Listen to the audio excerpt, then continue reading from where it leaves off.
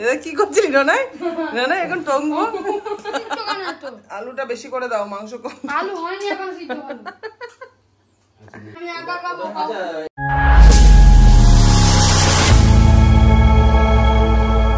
Hello everyone, welcome back to my channel. চলে এসেছি আমি পিউ ফ্রম দুর্গাপুর। সবাই কেমন আছো? আশা করছি সকলেই ভালো আছো। তো আজকের ব্লগটা শুরু করলাম গতকালকে রাতের থেকে। তোমরা তো কৃষ্ণকালী মায়ের মন্দিরের ব্লগ দেখেই ফেলেছো। সেদিন আমরা ডাইরেক্ট ওখান থেকে বাড়িতে এসেছিলাম, মানে আমার বাপের বাড়িতে। এসে বাড়িতে ভাত খেয়ে একটা ঘুম দিয়ে নিয়েছিলাম।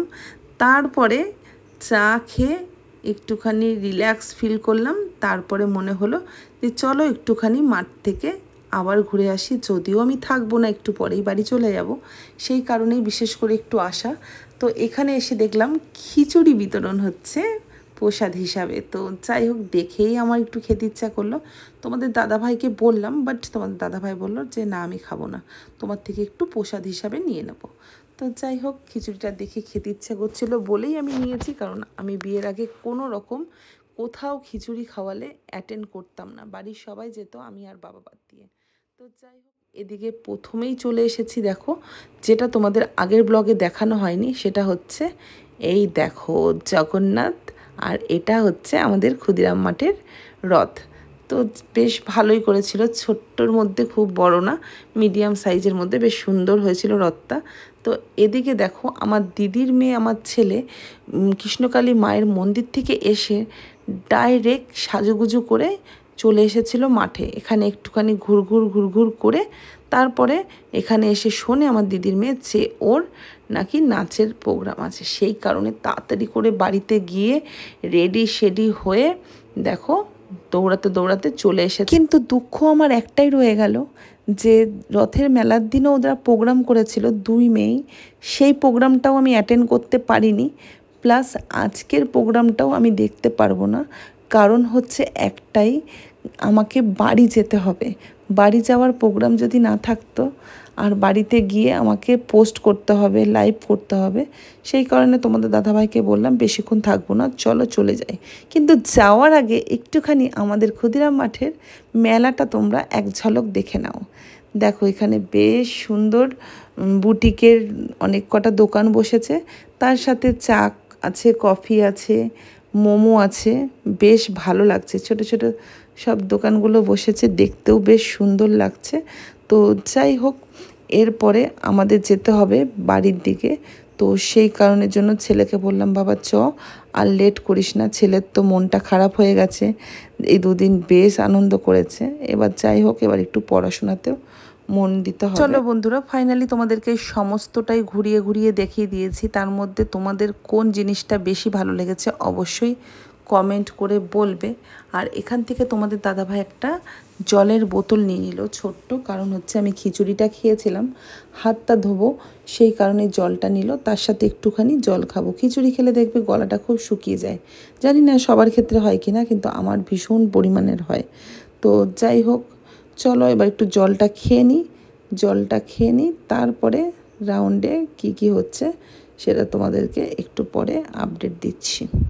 এই আর একটা জিনিস দেখাতে তো তোমাদেরকে ভুলেই গেছি। এই যে জায়গাটা দেখছো, বলো তো এটা কিসের জায়গা?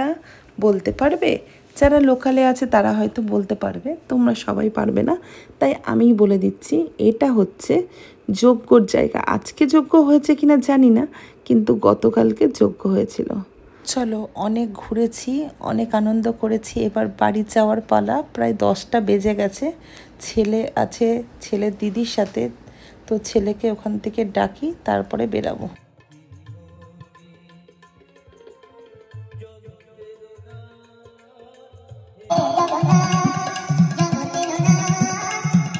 দশটা বাজে, এবার আমরা বাড়ি চলে যাব, ঠিক আছে? হ্যাঁ, এখন তোর নাচটা দেখা হলো না, পর্দার বাইরেই নাচ হবে ভেতরে, তাহলে দেখতে তো পারবো না, আর অনেকটা রাত হয়েছে। ঘরে চলুন আমরা একটু বৃন্দাবনে যাই। টাটা। আবার আসবো, ঠিক চলে আসবো কখন।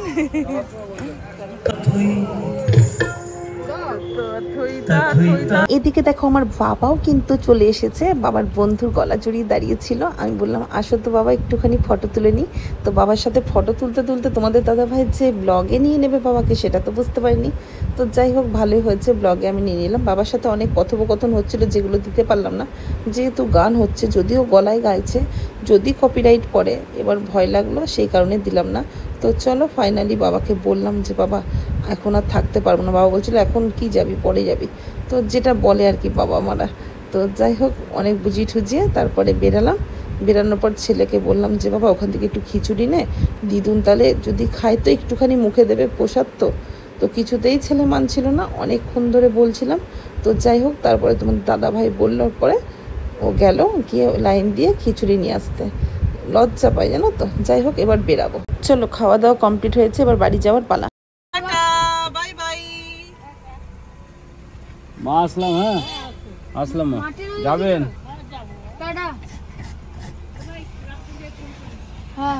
ঘড়িতে বাজে হচ্ছে 12টা বাজতে 10 মিনিট বাকি, যেহেতু লেট করে এসেছি।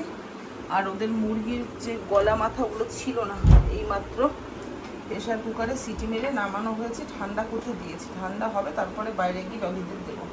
কি বলতো, যেখানেই যাই বললাম না, ওদেরকে না দিলে না, ওরাও তো আমাদের উপর নির্ভরশীল না, নিজেকে মানে নিজে শান্তি পাওয়া যায় না। A few moments later. Hey guys, welcome back to our channel. Good morning সবাইকে। আজকে সকালে কি হয় দেখতে থাকো। হ্যালো গাইস, চলে এসেছে আমার সন্টা বাজার থেকে। কি নিয়ে এসেছে সেটা তোমাদেরকে দেখাচ্ছি।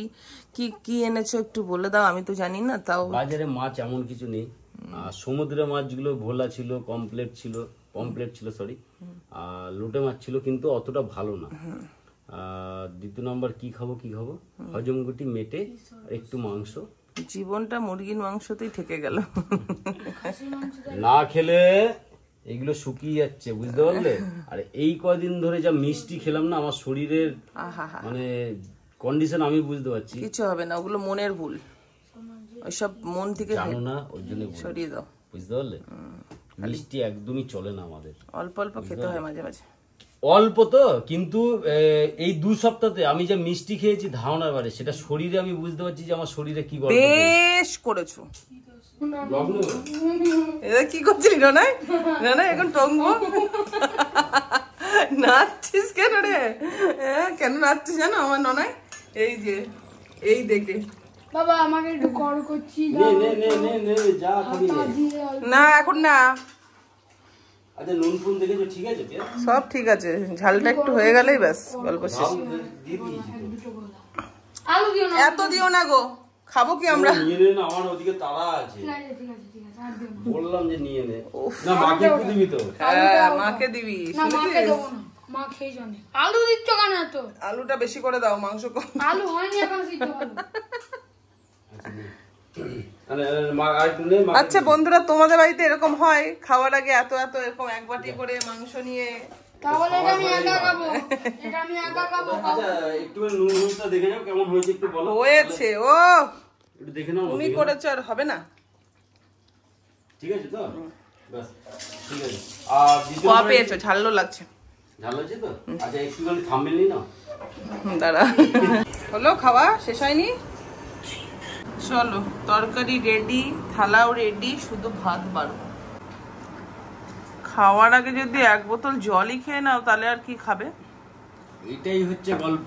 তুমি কি বুঝলে আর আমি কি বুঝলাম? খাওয়ার আগে জল খেয়ে না, খাওয়ার পর যদি গলায় লাগে তাহলে 1 ঢোকের মতো খাও, কিন্তু পুরো পেট ভরে জল খেও না। 1 ঘন্টা পর, খাওয়ার 1 ঘন্টা পর তারপরে তুমি জল যত খুশি খাও, তুমি খাও যতটা শরীরে টানবে ততটা খাও। এটাই নিয়ম। যে খাবারটা খাচ্ছ না সেটা ভিতরে ডাইজেস্ট করতে হবে, তাই না? ডাইজেস্ট যদি না হয়, তার মধ্যে যদি জল ফেলে দাও তাহলে আর কি করে হবে? সবকিছু সিস্টেম আছে বস। আমি খাই না ওরকম ভাবে। বাপরে তো রিচ, ব্যাস আর দিও না, না অল্পই দিয়েছি, ব্যাস আর নেবোই না, এই গাদা হয়ে গেছে। পরে নেবো। খাবার খেতে হবে পেট ভরে, তাহলেই তো মাশাল হবে। ভাতটা অনেক দিয়ে দিয়েছো, মাশাল গেন হবে, খাও।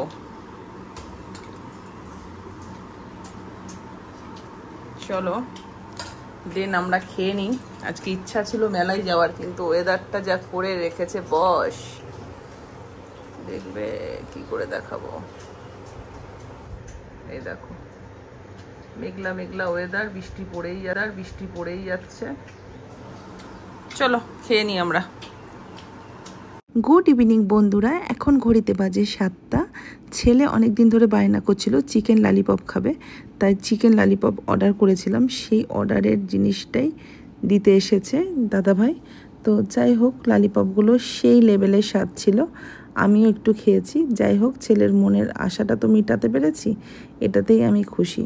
তো আমার 7টা না 5টা না একটা ছেলে খেতে চেয়েছে, খাওয়াবো না কেন? ছোটবেলাতে আমরাও খেয়েছি অনেক, আমার মেয়েও খাবে নাকি?